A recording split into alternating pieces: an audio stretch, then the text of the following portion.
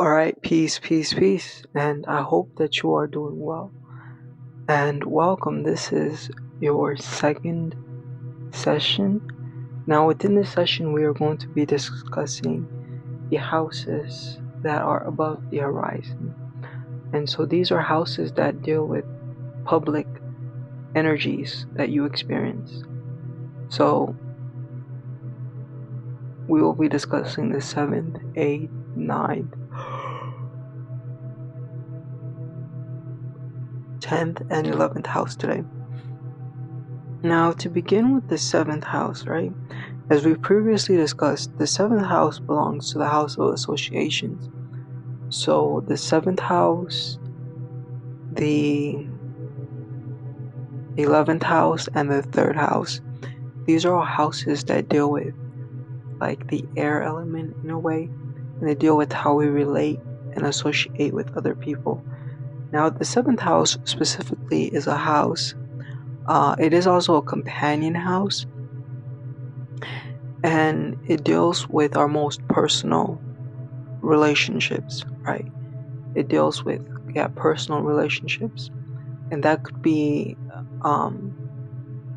business partners, possibly close family relatives, all the way to the extremes of romantic partners. And so the interesting thing about the 7th house is it opposes the 1st house. And so when we talked about the 1st house, I kind of broke down to you and explained how the 1st house is like the personality, and it's like your energy. You can kind of say it's like the light that is you, but then the descendant is kind of like your shadow. The descendant is like those energies that are a part of you for sure, but they're kind of attributes and qualities that you may project outwardly onto other people, that you may find desirous. So the descendant, or the 7th house, one of the ways it expresses is certain qualities and attributes that you yourself possess that you find likable in other people. Okay, now when it comes to your 7th house is within the sign of Aries. Specifically, it is 29 degrees Aries, so it's only 1 degree in the sign of Aries, because that's the cusp of the 7th house. The energy of Aries kind of portals through the 7th house very potently. Although you do also have the majority of your 7th house in the sign of Taurus. So this means that although the primary theme, where your personal relationships and your love life, more so like your personal relationships, because the 5th house is more like one's love life, right? And I'm sure you're familiar with, maybe you're not familiar, but with the idea, right, of getting married to someone, and then the love, kind of like the love life, the sex and all that stuff kind of dying out, but you guys still be in a partnership. That's what the 7th house is, right? Whereas the 5th house, which we discussed, was more like the energy of relationships. The energy of love making and all that good stuff. And so first and foremost, with your 7th house being within the sign Aries, this indicates that your 7th house ruler is Mars, right? And when we look at Mars, you have a lot of aspects in your chart. So when we get into the aspects for you, we're gonna have a lot to talk about. Right, we're gonna have a lot to talk about. But essentially, Mars is in Libra, and when Mars is in Libra, Mars is debilitated in the sign of Libra. So the way that energy expresses is this lack of assertion, you can kind of say, like this restriction of asserting yourself, but more so in a sense,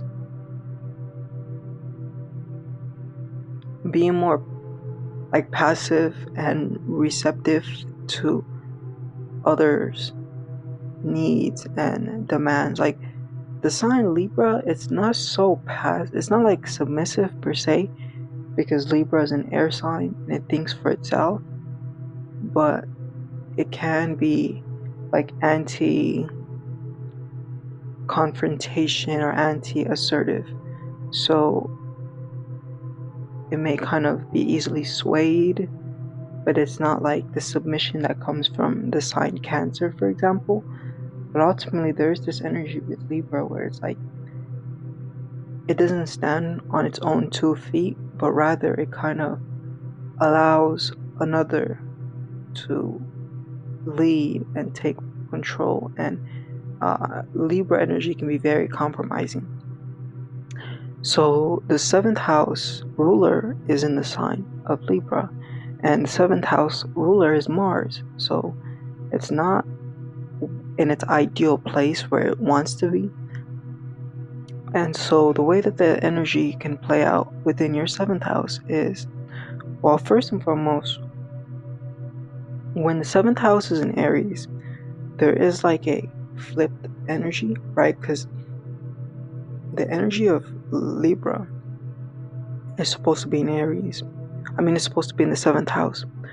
But Aries and Libra are opposite signs. So you have the opposite energy within the 7th house.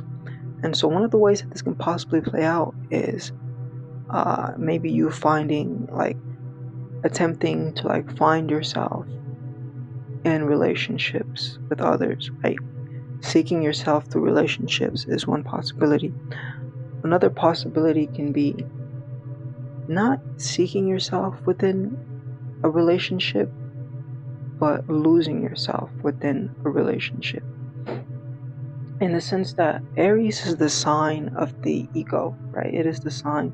Its key phrase is egotism, right? It's very about the identity and about the self. And its key thought trend is the I am, right? And so there can be this energy that manifests for you when you are in relationships. A lot of what your partner is, you may also draw into your own self and your own being.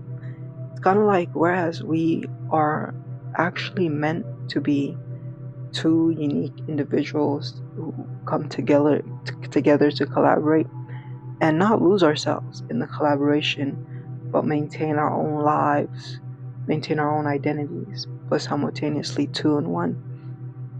For you, there may be this energy of you kind of allowing that experience, right, to overtake you. And so another thing that may happen is there may be extreme identification with who you are through the experience of your relationships. Now, it's not only in Aries, there are latent energies of your 7th house, which expresses through the sign of Taurus. And the way that this is going to play out is possibly either you may find yourself that through relationships you may acquire a lot of material security. Like this can even play out as you having close friends that may always make sure that you got money and that you got paid or whatever. Or if it doesn't play through your close friends and having friends who got you covered materially, it may even play out as your partner and your lover. The primary reason or the primary energy that you get from them is that security and stability that may come with it, but specifically where earthly energies are concerned, right? And so when it comes to the energy of Aries,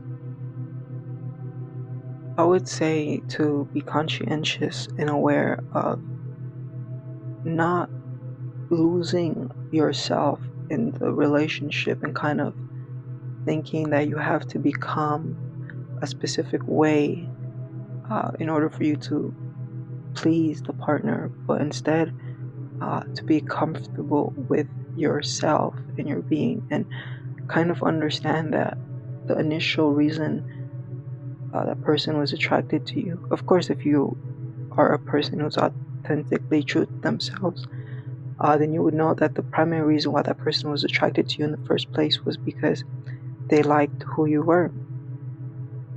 So yeah, definitely practice allowing yourself and your energy to not be overtaken within the dynamic of the relationship and with what the other partner is doing, but kind of allowing there to be your own energy and your own presence as well, right?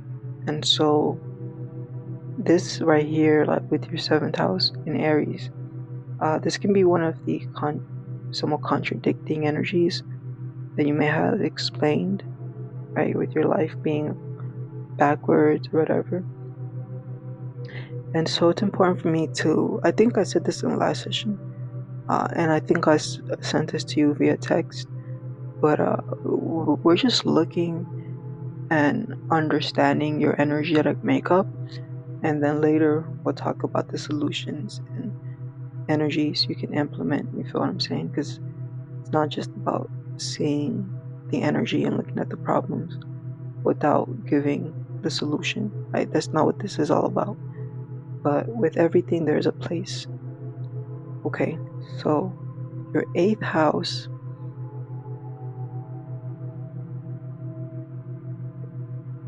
is within the sign of Taurus, right? Your eighth house is in Taurus. And you have your moon. Okay, your moon is in your eighth house. Sheesh, your moon is in your eighth house, and Jupiter is also in your eighth house. So your first eighth house ruler, sheesh.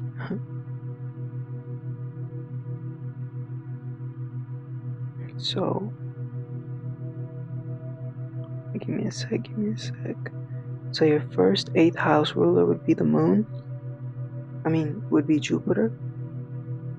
And then your second eighth house ruler would be the moon. My bad, not Jupiter. Wait, what am I saying? Hold on, give me a sec. Your first eighth house ruler is the moon. And then your second eighth house ruler is Venus. And then your third eighth house ruler is Mercury. My bad, Venus. So you only have two eighth house rulers, Venus and the moon. Okay, so the eighth house is very much synchronized and connected to the energy of Scorpio. And so when it comes to Scorpio, one of its energies is death. And indeed, the eighth house is the house of death. It's the house of legacies, the house of inheritances. And so with you having your moon in Gemini, and your moon and your Venus in Gemini in the eighth house, kind of indicates that a lot of your inheritances are more so of the mind than may they be of the physical energy, right? Not so tangible, but more mental energies. Although I do gotta say that with you having your eighth house in Taurus, so what's interesting about Taurus is Taurus naturally belongs to the second house. And so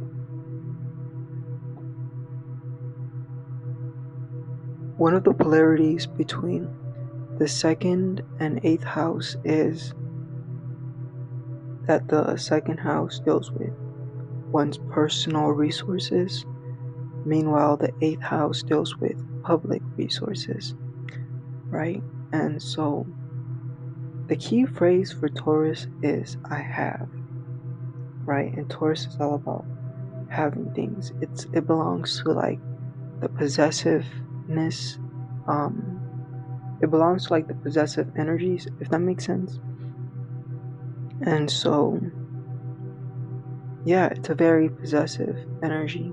When I say possessive, I mean like having things like a Taurus can express through hoarding stuff, but Taurus is the sign of money, for example. But Taurus very much deals with personal resources. And for you to have the sign of personal resources within the house of public resources, one of the ways that this can be taken advantage of and can be leveraged is through having the cunning awareness that you kind of have this advantage in regards to, but like it's said that with every blessing, there's a curse in it, and with every curse, there's a blessing in it. And like the yin yang, right? And so the blessing of the eighth house in Taurus is that you kind of have an easier like ability to access public resources than others may.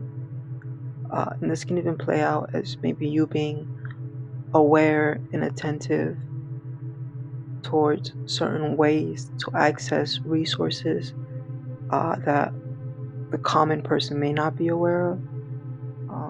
You know what I'm saying? Yeah. So it is very much of that energy. But the curse for this energy right here could be that at times what may be yours may not truly be yours from the perspective of um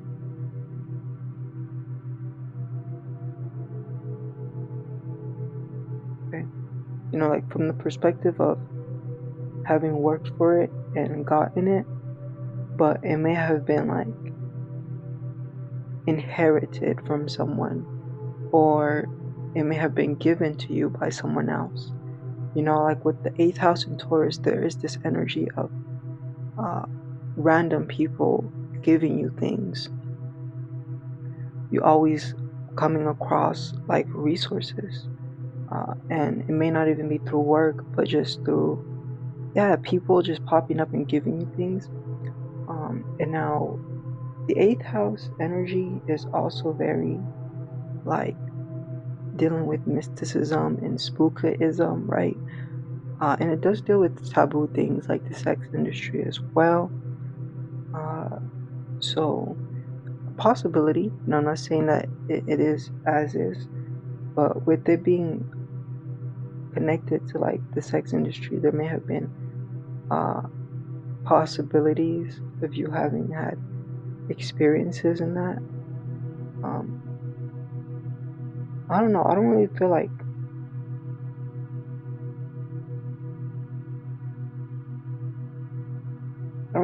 that's what I should talk about. So I'm gonna move forward. You feel what I'm saying?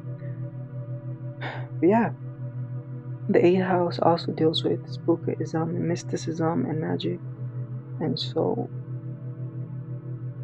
if you learn how to better work with, like, for example, the elements of nature, and you learn like the foundations of magic, then that would definitely be one way for you to open up the path for material security and material comfort into your life, in a sense, by learning how to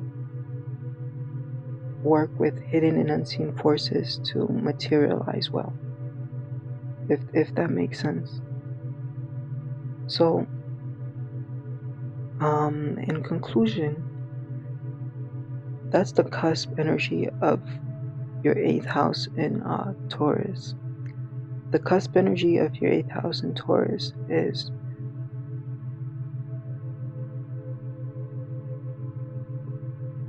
it's very much expressing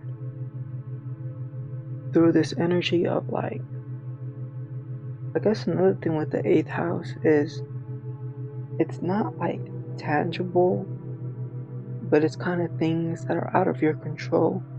Like, for instance, when we talk about public resources, like one thing that comes to mind is like food stamps, right? For instance, and when we're talking of food stamps, it's not completely in your control, but it's more so governed by the energies of like the government, and they kind of dictate when you get it to an extent, right? So that can be the detrimental energy of this, even though you have this capacity to receive through various resources, whether that's inheritances, legacies, etc. But simultaneously, that may be restricted and not completely in your control. It's public, it's not personal.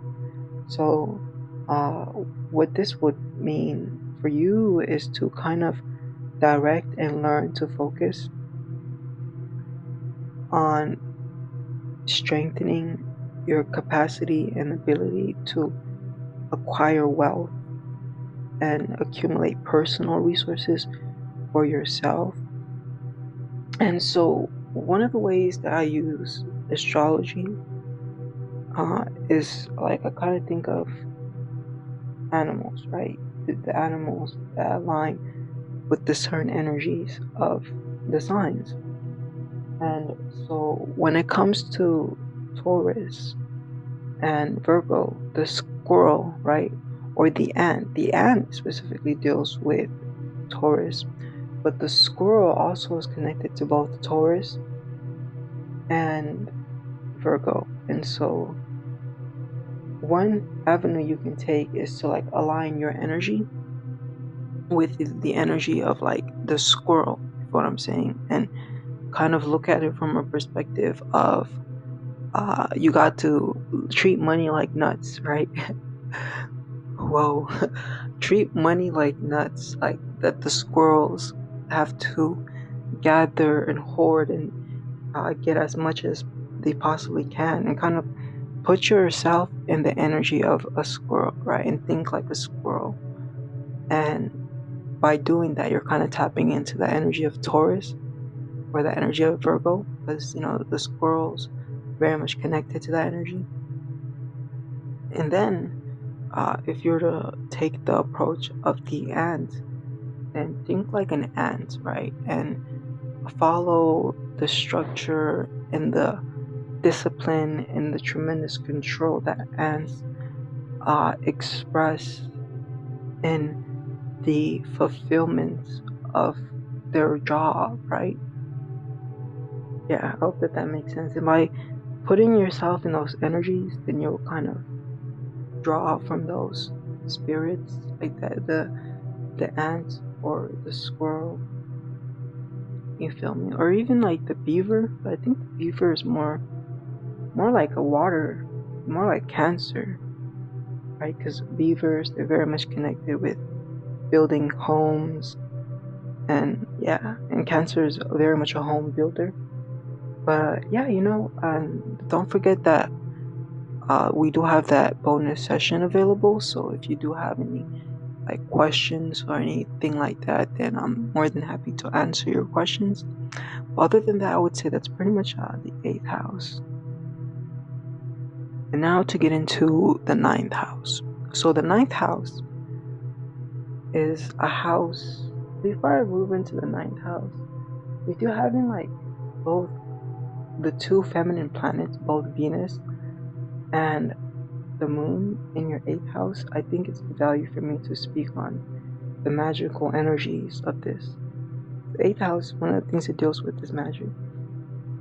And the moon very much deals with magic. And so does Venus to an extent. And so I say all that to say that you kind of have this capacity, right? You have this capacity to tap into like magic, but through your feminine energies. Feel me? But yeah, we'll get more into that when we talk about the planets and we talk about the moon, which will be in the next session. The next session we'll talk about the sun, the moon, and Mercury. The sun, the moon, and Mercury. Yeah, the sun, the moon, and Mercury. And then on the 4th session we'll talk about Venus, Mars, Jupiter, and Saturn. But yeah, right now let's continue on our journey through the houses. So the 9th house, right? Your ninth house, the first ruler of your ninth house is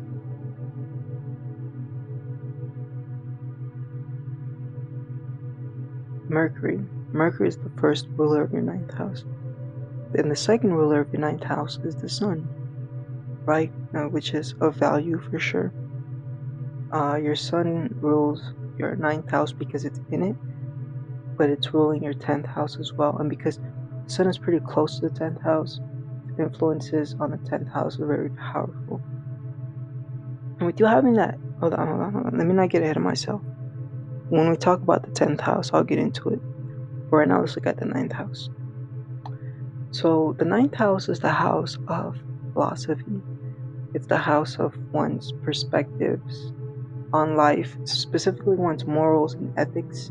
It's like the house that kind of deals with the philosophy that is responsible for why you act the way that you act. You feel me? It's like your moral compass type energy. The 9th house is very much a house that deals with religion. It deals with spirituality. It deals with higher knowledge and wisdom. It deals with books, for example. It deals with sacred books, especially Torah, the Quran, the Bible, all that good stuff. The 9th house also deals with long distance travels, right? And so, and that this would be a great segue for us to get into the 9th house group. So first and foremost, your 9th house is in Gemini. Yeah, it's like 29 degrees Gemini. And so with your 9th house being 29 degrees of Gemini,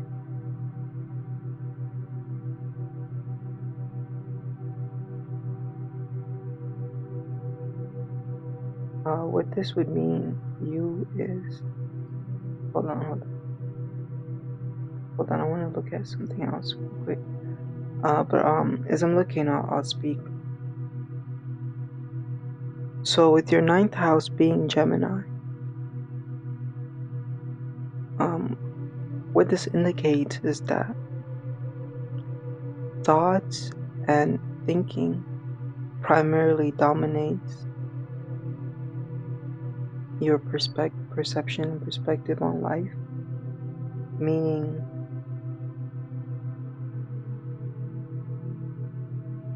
hold on, give me a sec.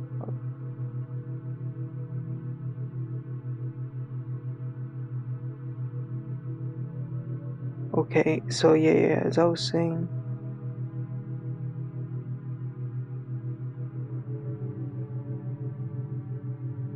yeah, I don't think I'm gonna find it, so let me stop looking. Okay, so yeah, as I was saying, the 9th house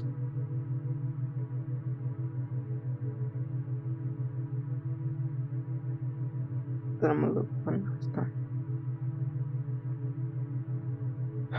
Okay, so yeah, with your 9th house being in Gemini, what this means and what this indicates is this value in properly applying your mind and your thoughts towards your philosophy. And so what I mean by this is, so Gemini is not a fixed sign. Gemini is a mutable sign. And Gemini is like the most fickle of the signs, I'm gonna say. When I say fickle, I mean it's not solid. It's very transparent. And things will fall through Gemini. They will not, it's not a dense energy. Kind of like a flying spirit type of energy, you can even say. And so when it comes to your philosophy and your viewpoint, somewhat always up in the air. Like there's like this curiosity and student-like energy when it comes to the vastness of life and the possibilities that may be there, right? And an ever desire to want to learn and understand. So what happens here is with the 3rd house, or rather I should say with the 9th house being in Gemini,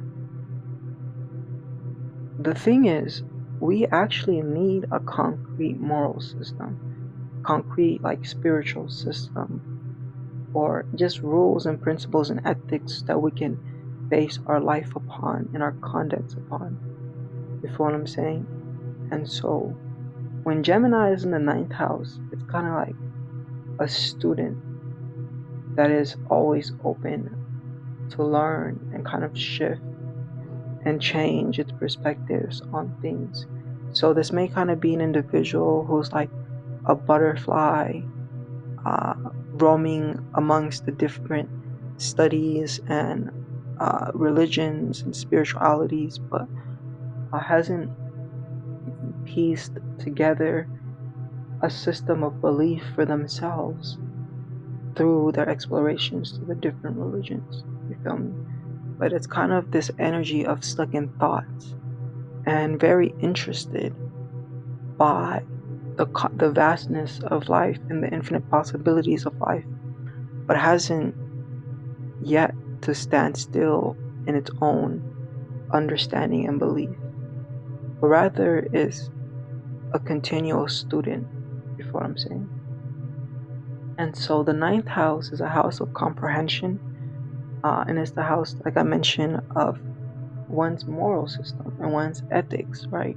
So with that being said, I feel like for you, one thing you can definitely benefit from is adapting one specific, like you can say, moral system and moral compass, right? Now, with the sun being in the ninth house as well, the sun, it vitalizes and it brings to life. And so where the sun is concerned, the sun is the identity, it's the will, it's the fire of existence, you can say. And so with you having the sun in the ninth house, it's of importance for you not only to explore various religions and philosophies and spiritualities, but for you to come in contact with one that you feel like you can connect with, embody, and live out. You feel what I'm saying? Like living it out is a very important, because the sun is about action. You feel what I'm saying? So not only studying a body of philosophy, but in integrating with that information and making that body of philosophy your own, if that makes sense. And so seeing this, I would advise for you to tap into especially the branches of Hermeticism, right, which are based upon Hermes, and Hermes is actually Mercury, and so with your ninth house being in Gemini and being ruled by Mercury, I feel like you can definitely have great connections and affinities with Hermeticism and integrate the principles, like the Hermetic principles, with your identity in your life. I think that would definitely be of advantageous and benefit to you. And yeah, that's like one of the places where if you do integrate it, like you will start to bring more balance and harmony into your life. You feel what I'm saying? Through the integration of a concrete philosophy and belief system. Okay, yeah.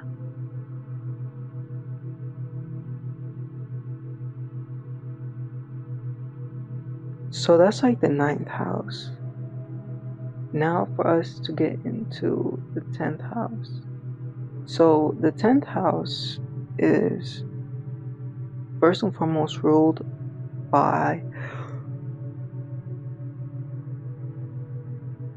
the sun, because your 10th house is in Leo. And so with your 10th house being within the sign of Leo, what this indicates and what this means for you specifically is that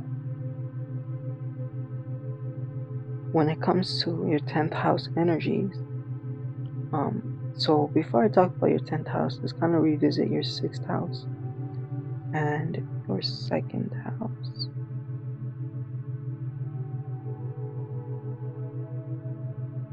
Okay, interesting. So your 2nd house is in Scorpio for both your 6th house and your 10th house are in Leo.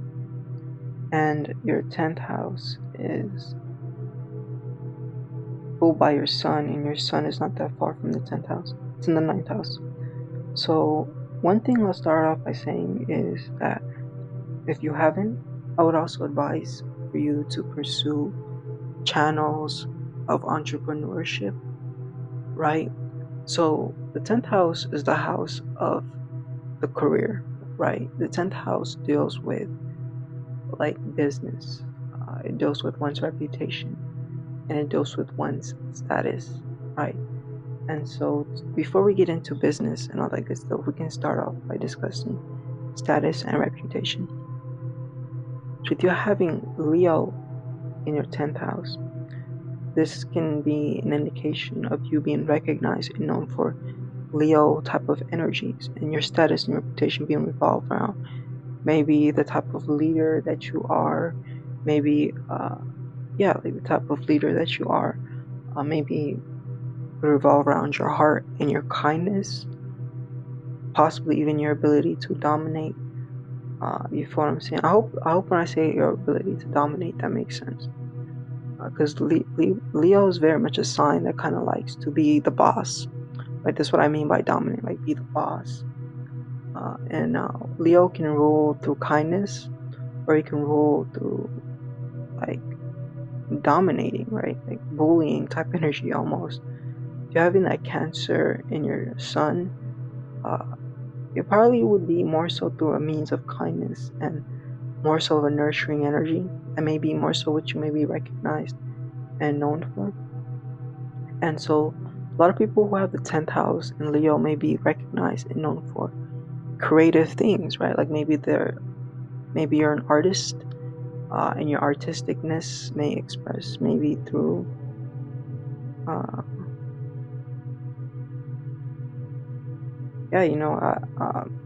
there is a possibility for music, but I don't really see it per se in your chart.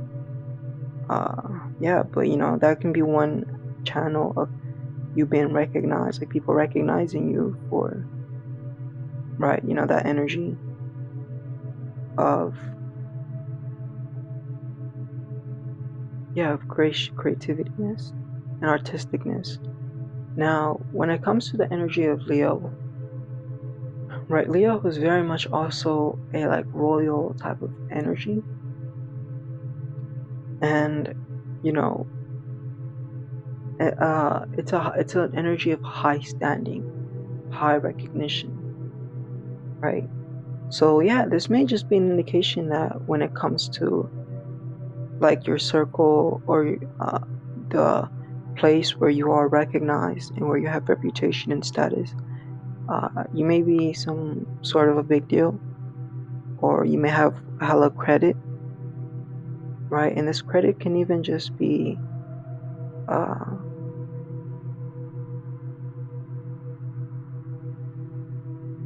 as a result of your family energies, possibly maybe even like being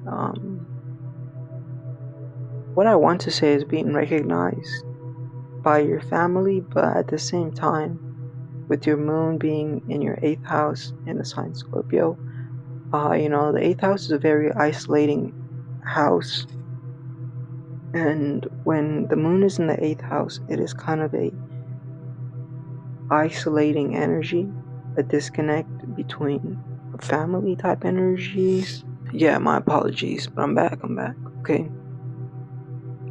So yeah, that's definitely a possibility as well with that 10th house energy. But one thing I will leave it off by saying is that because Leo is very much a leadership type of energy, and it's all about calling the shots, when you think of Leo, you got to think about the sun as well. And because this is where your 10th house is, this shows that like you would definitely be a person who could make good strides in working for yourself as well, right? Like cultivating, like with the moon being in the 8th house. The 8th house deals with services, right?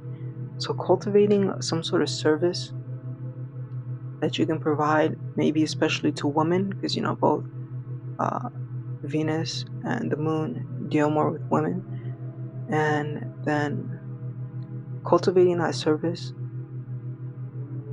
Maybe it can even be like doula type of energies, right? You very much see that like a birth doula or a death doula type energy, right? And yeah, it's something that deals with family, like because you got that sun in Cancer, and yeah, um, yeah, for sure, for sure, for sure. And looking at this,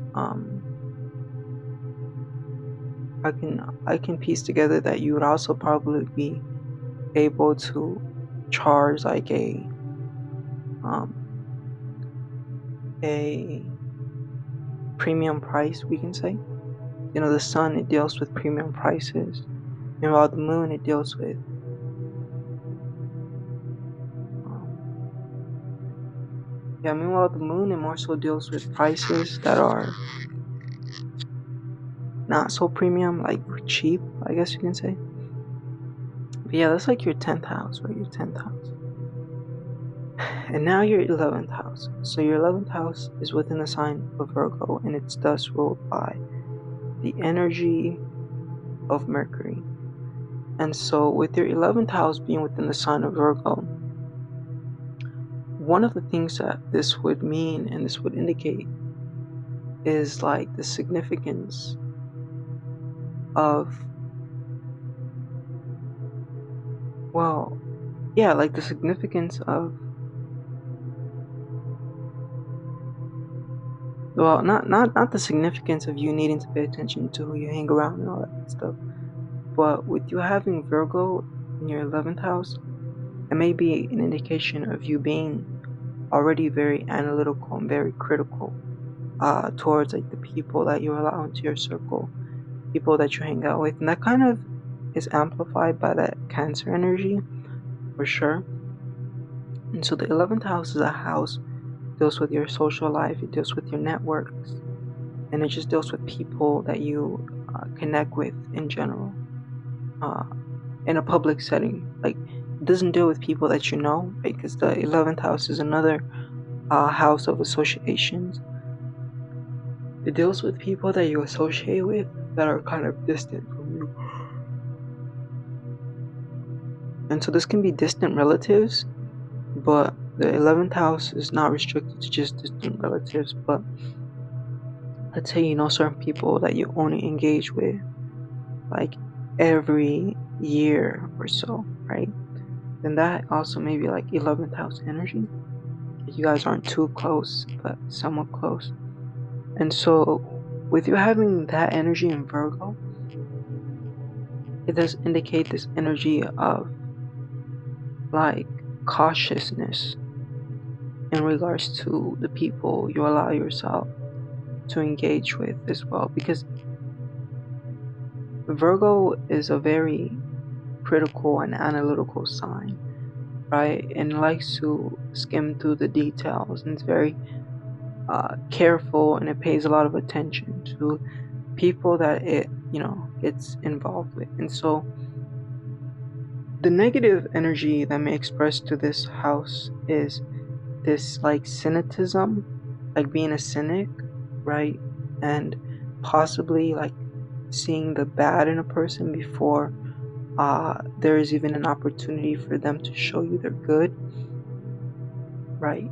But then simultaneously with you having this 11th house in Virgo, because Virgo is the maiden and it's the sign that deals with servants and serving, this may be an indication simultaneously that you may be a type of person who would willingly uh, like help and serve someone that maybe you don't know per se, you don't have a close relationship with, but you just have that vibe and that energy that if someone kind of needs help, then you'll help them even if you don't know them. Type energy, with this Virgo energy here. But that kind of also expresses through like your Saturn, your Mars, and your Jupiter, right? your Jupiter in your first house. Your Jupiter in your first house most definitely is going to make you a very like charitable and giving person. Like you're very giving of yourself, right? But it's like in giving of yourself, you definitely do receive a lot back as well, for sure. And I'm pretty sure I talked about this in the first session, but with you having your chart ruler being Jupiter, like this is very good. Like even though a lot of the things in your chart are contradicting and generate harsh energies, it's like with that Jupiter in your first house in Scorpio, maybe because Jupiter is in Scorpio, it may express a little bit more difficultly. Scorpio is ruled by Mars, and Mars is the planet of strife. But Jupiter is the planet of experiences, and experience for the sake of expansion. So you've gone through a lot, and I can see that in your chart. You've experienced a variety of different things, so much. But simultaneously, I'll tell you this, the stuff that you went through, they're not in vain. They're all for or to contribute to like your soul. You feel me? Like all that you've gone through is definitely not in vain, right? But of value for your expansion, for sure. And that's the energy that Jupiter kind of tells, right?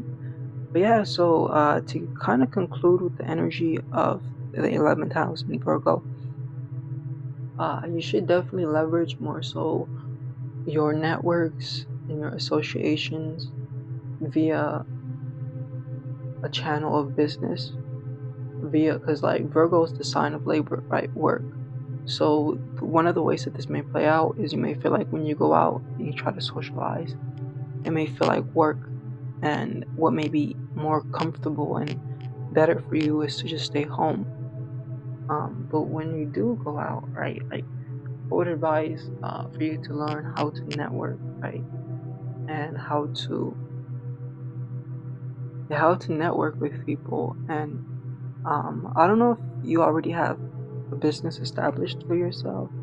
I have a feeling that you probably do, but if you don't, right, once you do have that business established for yourself, then like one way you could leverage your 11th house is by using work, right, as using your 11th house or your network as your platform for working, right?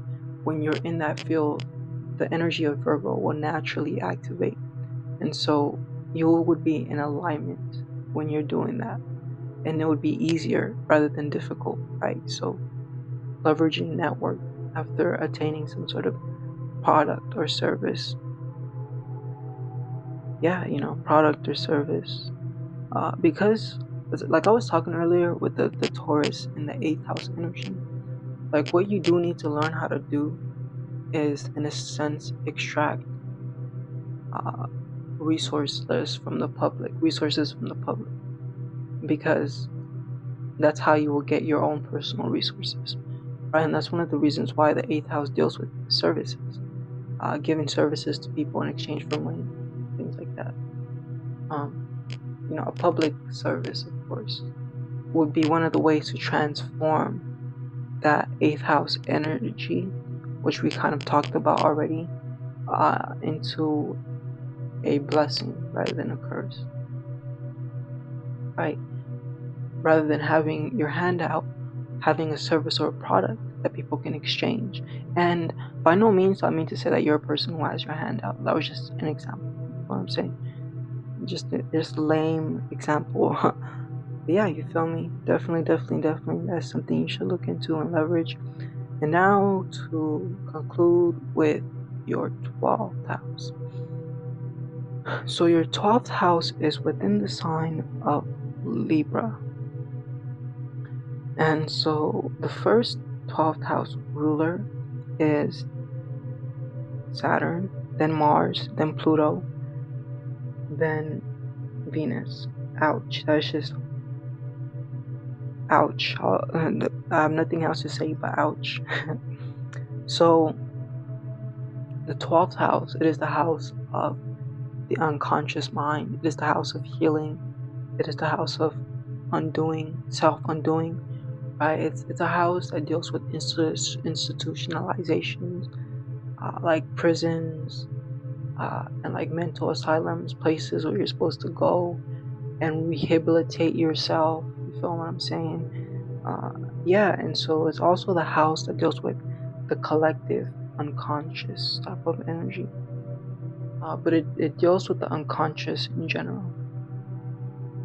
And so, first and foremost, with you having your 12th house within the sign of Libra, it's an indication that when it comes to your unconscious mind, and when it comes to like the pain uh, that accumulated from the past that you still carry today through like sorrows and baggage, right? Sorrow as in like maybe heartbreaks that may have happened, and there's still this energy of, that was a lame example I think I gave, but maybe we can work with it. And just crazy stuff that happened in the past that you still carry with you, like scars or wounds that haven't become scars, right? With Libra being here, the sign of balance, it indicates that for you, you have to learn to bring balance amongst your conscious and your unconscious mind. And so we'll always say subconscious, right? For more comprehension. So it's important for you to learn to tap in to the unseen and the unknown attributes and aspects of you where like the shadow parts of you may reside, where the aspects of you that may be rather limiting and restricting may reside, right? And then once you do so, for you to learn in a sense to bring balance into that energy and into that area. So it's all about healing, and it's all about learning how to, in a sense, befriend yourself and work with your inner child, right? Especially working with your inner child, right?